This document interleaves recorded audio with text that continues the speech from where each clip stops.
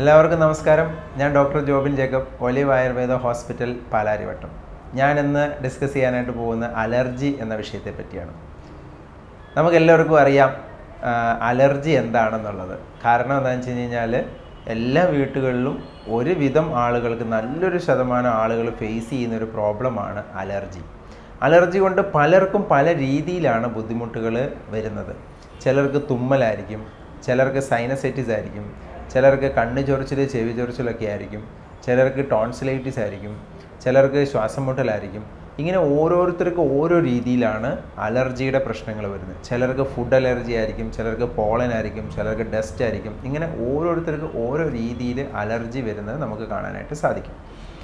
ഇതിൻ്റെ ട്രീറ്റ്മെൻറ്റിനെ സംബന്ധിച്ച് നമ്മൾ നോക്കുകയാണെങ്കിൽ നിത്യം മരുന്ന് കഴിക്കുന്നവരെയാണ് നമുക്ക് കാണാനായിട്ട് സാധിക്കുന്നത്. ഇതിനൊരു പരിഹാരമിട്ട് വരുന്നുമില്ല. നിത്യം മരുന്ന് കഴിക്കുന്ന ഒരു രീതിയാണ് നമുക്ക് കാണാനായിട്ട് സാധിക്കുന്നത്.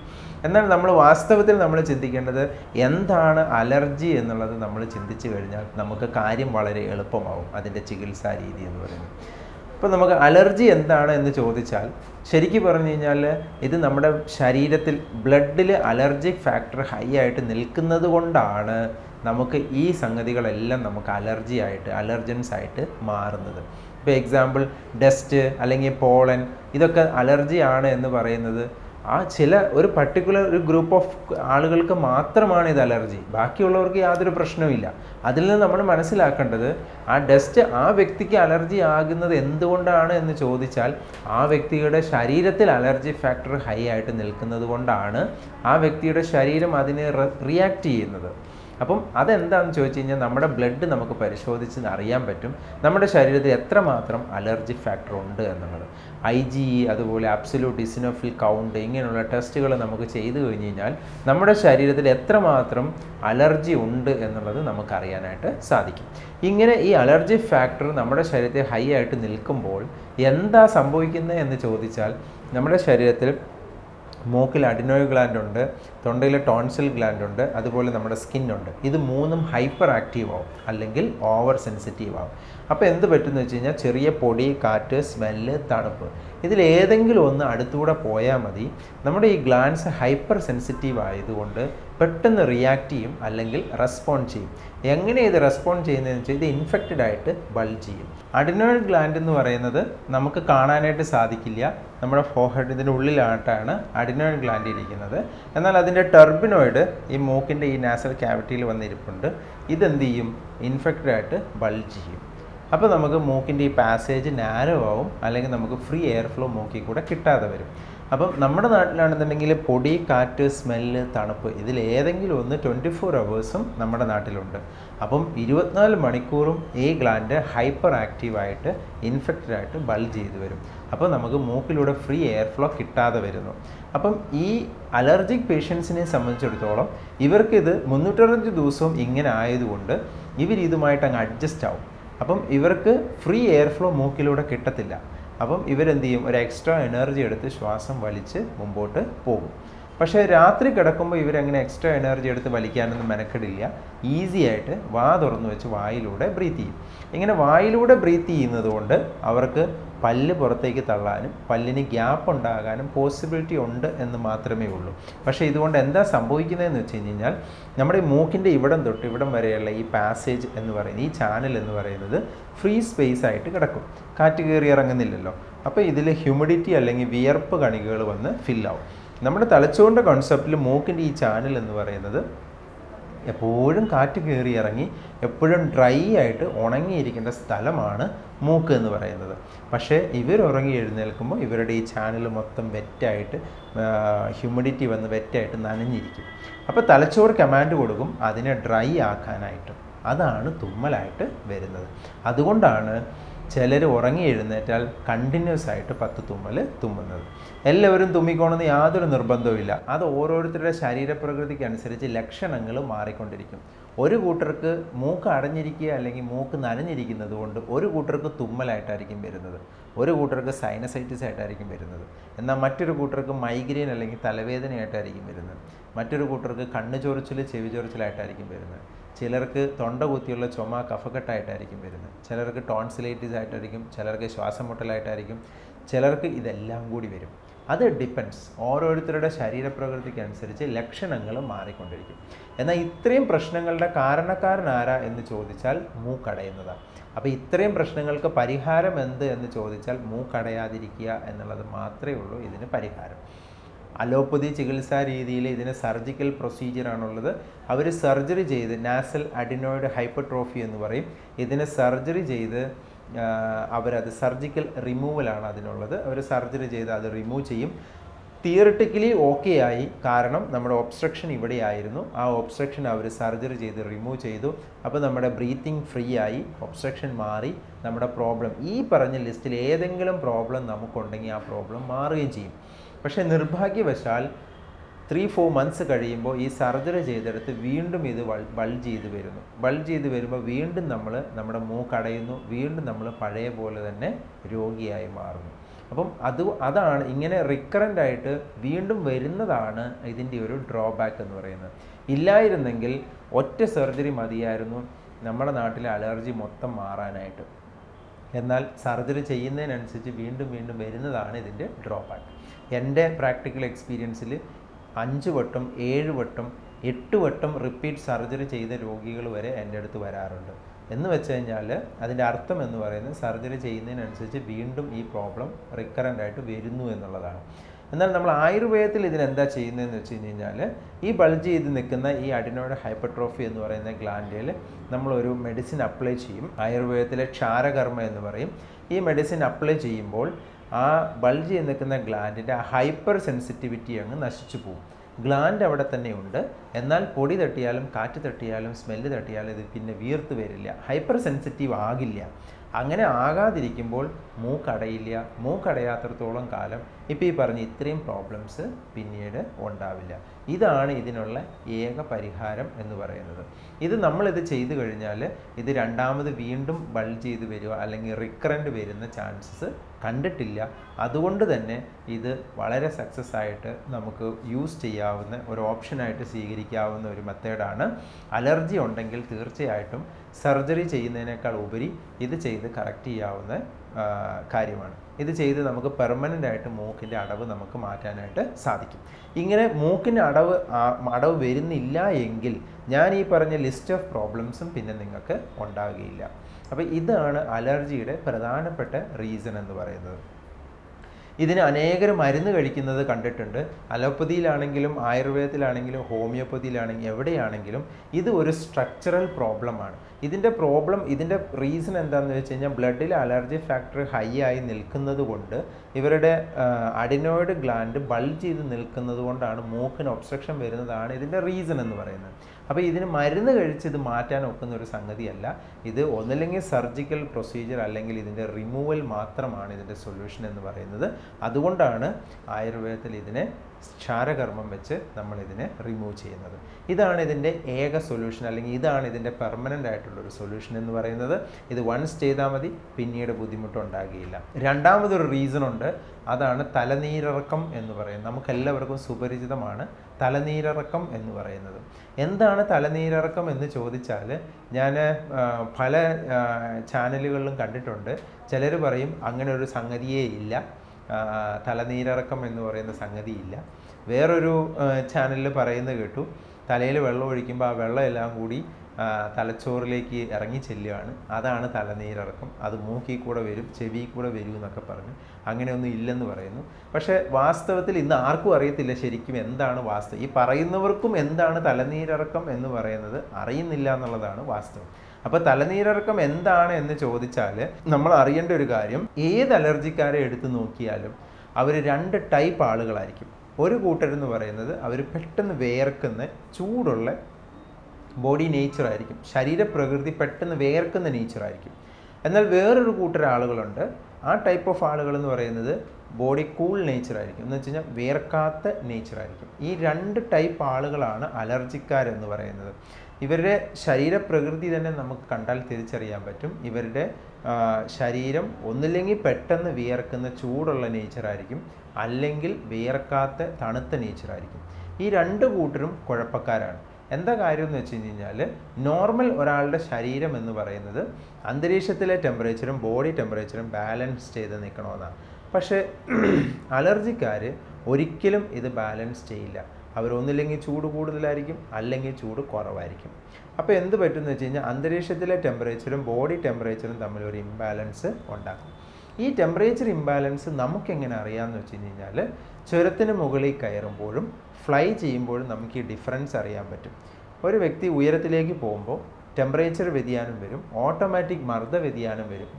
എക്സാമ്പിൾ പ്രഷർ ഇംബാലൻസ് വരും.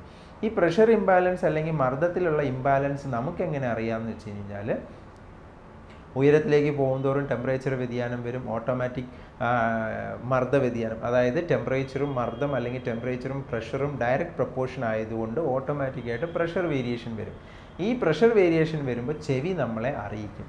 ചെവിയിൽ ചൊറിച്ചിൽ, മൂളക്കം, സൗണ്ട്, അടവ്, പൊട്ടൽ, ചീറ്റൽ, ഇങ്ങനെ ഓരോ ഡിസ്റ്റർബൻസ് ഉണ്ടാക്കും. അത് ശരിക്കും ചെവിയുടെ രോഗമല്ല, ചെവിയുടെ ഡ്യൂട്ടിയാണ് ചെയ്യുന്നത്. നമ്മൾ മർദ്ദ വ്യതിയാനത്തിലാണ് നിൽക്കുന്നത് എന്നുള്ളത് നമ്മളെ അറിയിക്കുന്നതാണ്. അതുകൊണ്ടാണ് ചുരത്തിന് മുകളിൽ കയറുമ്പോൾ ഒരു വ്യക്തിയുടെ ചെവിയിൽ ഡിസ്റ്റർബൻസ് ഉണ്ടായാൽ ആരും ENT ഡോക്ടറെ പോയി കാണിക്കാത്തത്. കാരണം എല്ലാവർക്കും അറിയാം ചുരത്തിന് മുകളിൽ കയറുമ്പോൾ ചെവി ഡിസ്റ്റർബ് ആകും എന്നുള്ളത്. അപ്പം അതെന്തുകൊണ്ടാണ് സംഭവിക്കുന്നതെന്ന് വെച്ച് കഴിഞ്ഞാൽ ചെവി നമ്മളെ അറിയിക്കുന്നതാണ്. അപ്പം അത് ചെവിയുടെ രോഗമല്ല, ചെവിയുടെ ഡ്യൂട്ടിയാണ് ചെയ്യുന്നത്. നമ്മൾ മർദ്ദ വ്യതിയാനത്തിലാണ് നിൽക്കുന്നത് എന്നുള്ളത് നമ്മളെ അറിയിക്കുന്നത്. അപ്പോൾ സാധാരണ ഒരു മനുഷ്യൻ ചുരത്തിന് മുകളിൽ കയറുമ്പോൾ ആ വ്യക്തിയുടെ ശരീരത്തിൽ എന്ത് ചേഞ്ചസ് ആണോ ഉണ്ടാകുന്നത് അതേ പ്രതിഭാസമാണ് അലർജിക്കാരായ ഒരു വ്യക്തി നോർമൽ പ്ലേസിൽ താഴെ നിൽക്കുമ്പോൾ, നാട്ടിൽ നിൽക്കുമ്പോൾ ആ വ്യക്തിയുടെ ശരീരത്തിൽ ഉണ്ടാകുന്നത്. അപ്പോൾ സ്വാഭാവികമായിട്ടും ആ വ്യക്തിയുടെ ചെവിയിൽ ചൊറിച്ചിൽ, മൂളക്കം, സൗണ്ട്, അടവ്, പൊട്ടൽ, ചീറ്റലിങ്ങനെ ഓരോ ഡിസ്റ്റർബൻസ് ഉണ്ടാകാം. അത് ചെവിയുടെ രോഗമല്ല, ചെവിയുടെ ഡ്യൂട്ടിയാണ് ചെയ്യുന്നത്.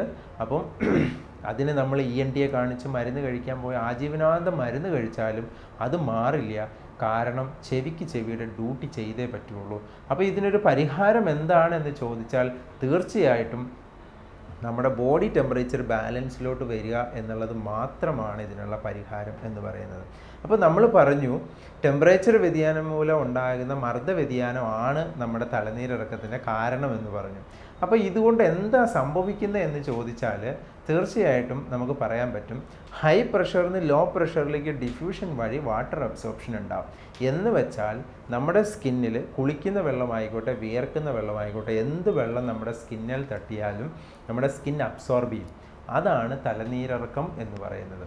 അതുകൊണ്ടാണ് തലനീരിറക്കം ഉള്ള വ്യക്തികൾ, ഇനി പോട്ടെ അലർജിക്കാരായിട്ടുള്ള ഏത് വ്യക്തിയും വെയിൽ കൊണ്ടാൽ, മഴ നനഞ്ഞാൽ, സമയം തെറ്റി കുളിച്ചാലൊക്കെ അവർക്ക് ഉടനടി റിസൾട്ട് അറിയും. അതാണ് തലനീരിറക്കം എന്ന് പറയുന്നത്. സാധാരണ ഒരു മനുഷ്യൻ വെയിൽ കൊണ്ടാൽ, മഴ നനഞ്ഞാൽ, സമയം തെറ്റി കുളിച്ചാൽ ഒന്നും സംഭവിക്കില്ല. പക്ഷേ അലർജിക്കാർ ഇതെന്തെങ്കിലും ചെയ്താൽ ഉടനടി അവർക്ക് റിസൾട്ട് അറിയാൻ പറ്റും. ഇതാണ് തലനീരിറക്കം എന്ന് പറയുന്നത്. അപ്പോൾ തലനീരിറക്കം മാറണമെന്നുണ്ടെങ്കിൽ ഒറ്റ ഓപ്ഷനേ ഉള്ളൂ, നിങ്ങളുടെ ബോഡി ടെമ്പറേച്ചർ ബാലൻസിലോട്ട് വരണം. നിർഭാഗ്യവശാൽ അത് വരില്ല. കാരണം നിങ്ങളുടെ ബോഡി നേച്ചർ നിങ്ങൾക്ക് കിട്ടുന്നത് ബൈ ബർത്തിൽ കിട്ടുന്നതാണ്. ഉദാഹരണത്തിന് നിങ്ങൾ പെട്ടെന്ന് വിയർക്കുന്ന നേച്ചർ ആയിക്കോട്ടെ, വിയർക്കാത്ത നേച്ചർ ആയിക്കോട്ടെ, ഏതാണെങ്കിലും അത് നിങ്ങൾക്ക് പെട്ടെന്നൊരു സുപ്രഭാതത്തിൽ കിട്ടുന്നതല്ല. മറിച്ച് നിങ്ങൾക്കത് ബൈ ബർത്തിൽ നിങ്ങളുടെ പേരൻസിൽ നിന്ന് നിങ്ങൾക്ക് കൈമാറി കിട്ടുന്നതാണ്, ഗിഫ്റ്റായിട്ട് കിട്ടുന്നതാണ്. ബൈ ബർത്തിൽ കിട്ടുന്നതായതുകൊണ്ട് തന്നെ അത് മരണം വരെ അങ്ങനെ തന്നെയായിരിക്കും. ഇനി ഇത് നിങ്ങളിൽ നിൽക്കില്ല, നിങ്ങൾ അടുത്ത ജനറേഷന് നിങ്ങൾ ട്രാൻസ്ഫർ ചെയ്ത് കൊടുക്കും. അപ്പോൾ ചുരുക്കി പറഞ്ഞാൽ ഇത് നിങ്ങളുടെ പേരൻസിൽ നിന്ന് നിങ്ങൾക്ക് കിട്ടി, നിങ്ങൾ നിങ്ങളുടെ അടുത്ത തലമുറയ്ക്ക് കൈമാറി കൊടുക്കും. ഇങ്ങനെ തലമുറയായി കിട്ടുന്ന ഗിഫ്റ്റാണ് ഇത്. ഇതെങ്ങനെ മാറ്റാം എന്ന് ചോദിച്ചാൽ ഇത് ജന്മനാ കിട്ടുന്നതായതുകൊണ്ട് നിങ്ങളുടെ ബോഡി ടെമ്പറേച്ചർ അത് നിങ്ങളുടെ ബൈ നേച്ചറാണ്, അതിനെ നമുക്ക് ആർക്കും മാറ്റാനായിട്ട് സാധിക്കില്ല. അപ്പോൾ തലനീരിറക്കം മാറുമോ എന്ന് ചോദിച്ചു കഴിഞ്ഞാൽ തലനീരിറക്കവും മാറില്ല, നിങ്ങളുടെ മരണം വരെ നിങ്ങൾക്ക് തലനീരിറക്കം ഉണ്ടാകും. അപ്പോൾ ഇതിനെന്താണ് ചെയ്യാൻ പറ്റുക എന്ന് ചോദിച്ചു കഴിഞ്ഞാൽ രണ്ട് ഓപ്ഷനാണ് നമ്മുടെ മുമ്പിലുള്ളത്. ഒരു ഓപ്ഷൻ എന്ന് പറയുന്നത് വിയർക്കാത്ത നാട്ടിൽ പോയി ജീവിക്കുക എന്നുള്ളതാണ് ഒരു ഓപ്ഷൻ എന്ന് പറയുന്നത്. ഉദാഹരണം, നിങ്ങളുടെ ആരുടെയെങ്കിലും ഫ്രണ്ട്സ് അല്ലെങ്കിൽ നിങ്ങൾ തന്നെ അലർജി ആയിട്ടുള്ള നിങ്ങൾ തന്നെ നാട്ടിൽ തുമ്മലും സൈനസൈറ്റിസും മൈഗ്രെയിനും ശ്വാസം മുട്ടലും കഫക്കെട്ടും പ്രശ്നങ്ങളൊക്കെ ആയിട്ട് നടക്കുന്ന വ്യക്തികൾ ദുബായ്, ഗൾഫ് പോലത്തെ കൺട്രീസിൽ അല്ലെങ്കിൽ അമേരിക്ക, യൂറോപ്പ് പോലത്തെ സ്ഥലങ്ങളിലൊക്കെ പോവുകയാണെങ്കിൽ അവിടെ ചെന്ന് ഇറങ്ങുമ്പോഴത്തേക്കും നിങ്ങളുടെ മൂക്കൊക്കെ തന്നെ അങ്ങ് തുറക്കും, പിന്നെ നിങ്ങൾക്ക് മരുന്ന് വേണ്ട, മറ്റ് യാതൊന്നും വേണ്ട. നിങ്ങളുടെ മൂക്കടയില്ല, തുമ്മലില്ല, സൈനസ് ഇല്ല, മൈഗ്രെയിൻ ഇല്ല, ശ്വാസം മുട്ടലില്ല, യാതൊരു പ്രശ്നമില്ലാതെ നിങ്ങൾക്ക് മുമ്പോട്ട് പോകാനായിട്ട് സാധിക്കും. പക്ഷേ എത്ര വർഷം നിങ്ങളവിടെ ജീവിച്ചാലും എന്ന് നമ്മുടെ എയർപോർട്ടിൽ വന്ന് കാല് കുത്തുന്നു, അന്നേരം നിങ്ങൾക്ക് വീണ്ടും ഈ പ്രോബ്ലം അഗെയിൻ റീസ്റ്റാർട്ട് ആവും. അത് പല എക്സ്പീരിയൻസ് ചെയ്ത പലരും എന്നെ കേൾക്കുന്നുണ്ടാവും, നിങ്ങൾക്കത് മനസ്സിലാവും. എന്ന് വെച്ചാൽ ഈ നാട്ടിൽ നിങ്ങൾ രോഗിയാണ്, ഈ നാട് വിട്ടാൽ നിങ്ങൾ രോഗിയല്ല. എല്ലാ നാട്ടിലും അത് പോസിബിൾ അല്ല. വിയർക്കാത്ത നാട്ടിൽ നിങ്ങൾ ഫിറ്റാണ്. അപ്പോൾ ഒരു ഓപ്ഷൻ എന്ന് പറയുന്നത് അവനവന് കംഫർട്ടബിൾ ആയിട്ടുള്ള നാട്ടിൽ പോയി ജീവിക്കുക എന്നുള്ളതാണ് ഇതിനുള്ള ഒരു സൊല്യൂഷൻ എന്ന് പറയുന്നത്. ഇനി ഈ നാട്ടിൽ തന്നെ ജീവിച്ചേ പറ്റുള്ളൂ എന്നാണെന്നുണ്ടെങ്കിൽ തലനീരിറക്കം എന്ന് പറയുന്ന പ്രതിഭാസം മാറില്ല. അതിനെ നമുക്ക് കൺട്രോൾ ചെയ്യാനായിട്ട് ആയുർവേദത്തിൽ നമുക്ക് ഒരു ഓയിൽ അവൈലബിൾ ആണ്. ആ ഓയിൽ നമുക്ക് നെറുകയിൽ അപ്ലൈ ചെയ്ത് നമുക്കതിനെ കൺട്രോൾ ചെയ്യാനായിട്ട് സാധിക്കും. അപ്പോഴും മാറൂല, നമുക്കതിനെ കൺട്രോൾ ചെയ്യാനായിട്ട് സാധിക്കുകയുള്ളൂ. കാരണം നിങ്ങളുടെ ബോഡി ടെമ്പറേച്ചർ ബാലൻസ് ആകാത്തിടത്തോളം കാലം നമുക്കിതിനെ മാറ്റാനായിട്ട് സാധിക്കില്ല. അപ്പോൾ നമുക്ക് എണ്ണ വെച്ച് ഇതിനെ മാനേജ് ചെയ്യാനായിട്ട് സാധിക്കും. ഇനി ഇതിനൊരു പരിഹാരമില്ലേ എന്ന് ചോദിച്ചാൽ തീർച്ചയായിട്ടും ഉണ്ട്. നമ്മുടെ മെഡിക്കൽ സയൻസ് നാളെ അഡ്വാൻസ്ഡ് ആയിട്ട് നമ്മളോട് പറയുകയാണ്, നിങ്ങളുടെ ബോഡി ടെമ്പറേച്ചർ ഞങ്ങൾ ബാലൻസ് ആക്കി തരാം, അതിനുള്ള സർജറിയോ അല്ലെങ്കിൽ അതിനുള്ള മെഡിസിനോ ഞങ്ങൾ കണ്ടെത്തി ചെയ്തു തരാം എന്ന് പറഞ്ഞാൽ നിങ്ങളത് ചെയ്താൽ അന്ന് നിങ്ങളുടെ പ്രോബ്ലം മാറും. നിങ്ങളുടെ മാത്രമല്ല, ഈ നാട്ടിലെ അലർജി തന്നെ മാറും. അപ്പം ഇതുവരെ മെഡിക്കൽ സയൻസ് കണ്ടെത്തിയിട്ടില്ല, നാളെ അത് കണ്ടെത്തട്ടെ എന്ന് നമുക്ക് ആശിക്കാം. നാളെ കണ്ടെത്തി നിങ്ങളത് ചെയ്താൽ അന്ന് ഈ അലർജിക്ക് ആശ്വാസം ഉണ്ടാവും, ഒരു പരിസമാപ്തി വരും. അപ്പോൾ അതുവരെ തൽക്കാലം എന്ത് ചെയ്യുക, എണ്ണ തേച്ച് പോവുക എന്നുള്ളത് മാത്രമേ ഉള്ളൂ ഇതിന് പരിഹാരം. നോർമലി ഏത് അലർജിക്കാരെ ഡോക്ടറെ കണ്ടാലും ഡോക്ടേഴ്സ് പറയും നിങ്ങൾ എണ്ണ ഉപയോഗിക്കരുത് എന്ന് പറയും. അത് വളരെ ശരിയാണ്, അതിൽ സംശയമൊന്നുമില്ല. കാരണം നമ്മൾ ഉപയോഗിക്കുന്ന ഏതെണ്ണയും മുടി വളർച്ചയ്ക്കുള്ളത് അല്ലെങ്കിൽ മുടി ഗ്രോ ചെയ്യാനുള്ള എണ്ണകളാണ് നമ്മൾ ഉപയോഗിക്കുന്നത്. ഇതൊന്നും അലർജിക്കാർക്ക് പറ്റില്ല. കാരണം ഇത് ഏതെണ്ണ ഉപയോഗിച്ചാലും അത് തലയ്ക്ക് കൂളിംഗ് വരുത്തുന്നതാണ്. കൂളിംഗ് വരുന്ന ഒരെണ്ണയും നിങ്ങൾക്ക് അലർജിക്കാർക്ക് സ്യൂട്ടബിൾ ആകില്ല. അപ്പോൾ അതുകൊണ്ടാണ് ഡോക്ടേഴ്സ് പറയുന്നത് എണ്ണ ഉപയോഗിക്കരുത് എന്ന് പറയുന്നത്. ഈ നമ്മൾ പറയുന്നത് ആയുർവേദത്തിൽ അലർജിക്കാർക്ക് വേണ്ടി സ്പെഷ്യലായിട്ട് മേക്ക് ചെയ്ത എണ്ണയാണ്. ഇത് നിങ്ങൾ ഉപയോഗിക്കുകയാണെങ്കിൽ നിങ്ങൾക്ക് യാതൊരു ബുദ്ധിമുട്ടും ഉണ്ടാവില്ല. അലർജി, മൈഗ്രെയിൻ ഇങ്ങനത്തെ പ്രശ്നങ്ങളൊന്നും ഉള്ളവർക്ക് തീർച്ചയായിട്ടും ഈ തലനീരിറക്കം ഉള്ളവർക്ക് അത് കൺട്രോൾ ചെയ്യാനായിട്ട് നമുക്ക് ഈ എണ്ണ ഹെൽപ്പ് ചെയ്യും എന്നുള്ളതിൽ യാതൊരു സംശയവുമില്ല. അപ്പോൾ നമ്മൾ 2 കാര്യങ്ങൾ പറഞ്ഞു. ഒന്നാമത്തേത് മൂക്കിൻ്റെ അടവ്, ഒബ്സ്ട്രക്ഷൻ, അത് നമ്മൾ മരുന്ന് വെച്ച് ക്ഷാരം ചെയ്ത് നമ്മളത് കറക്റ്റ് ചെയ്യുമെന്ന് പറഞ്ഞു. അത് വൺസ് ചെയ്താൽ മതി, അത് പെർമനൻ്റാണ്, പിന്നീട് ആ പ്രശ്നം നമുക്ക് ഉണ്ടാകില്ല. രണ്ടാമത്തെ റീസൺ തലനീരിറക്കം പറഞ്ഞു. ഈ തലനീരിറക്കം മാറില്ല, അതിനെ നമുക്ക് കൺട്രോൾ ചെയ്യാനായിട്ട് സാധിക്കുമെന്ന് പറഞ്ഞു. ഇനി മൂന്നാമതാണ് ഞാൻ ആദ്യം പറഞ്ഞ ബ്ലഡിലെ അലർജി. ബ്ലഡിലെ അലർജി ഹൈ ആയിട്ട് നിൽക്കുന്നതാണ് ഇതിൻ്റെ എല്ലാത്തിൻ്റെയും പ്രധാന റീസൺ എന്ന് പറയുന്നത്. അപ്പം അതിനെയാണ് നമുക്ക് കറക്റ്റ് ചെയ്യേണ്ടത്. അതിന് നമുക്ക് മെഡിസിൻ അവൈലബിൾ ആണ്. ആ മെഡിസിൻ കഴിച്ച് നമ്മളതിനെ കൺട്രോൾ ചെയ്ത് ബാലൻസിലോട്ട് കൊണ്ടുവരണം. 2-3 മാസം കഴിക്കുകയാണെങ്കിൽ അത് കൺട്രോളിലേക്ക് വരും. ആ കൺട്രോളിലേക്ക് വന്നതിന് ശേഷം വീണ്ടും ബ്ലഡ് ടെസ്റ്റ് ചെയ്ത് അത് നോർമൽ ആയോ എന്ന് ഉറപ്പ് വരുത്തിയതിന് ശേഷം വേണം നമുക്ക് മെഡിസിൻ സ്റ്റോപ്പ് ചെയ്യാനായിട്ട്. അങ്ങനെ മെഡിസിൻ സ്റ്റോപ്പ് ചെയ്ത് കഴിഞ്ഞാൽ നമുക്ക് ഈ തുമ്മലും പ്രശ്നങ്ങളും ഒന്നുമില്ലാതെ സാധാരണ മനുഷ്യനെ പോലെ നോർമലായിട്ട് ജീവിക്കാനായിട്ട് സാധിക്കും.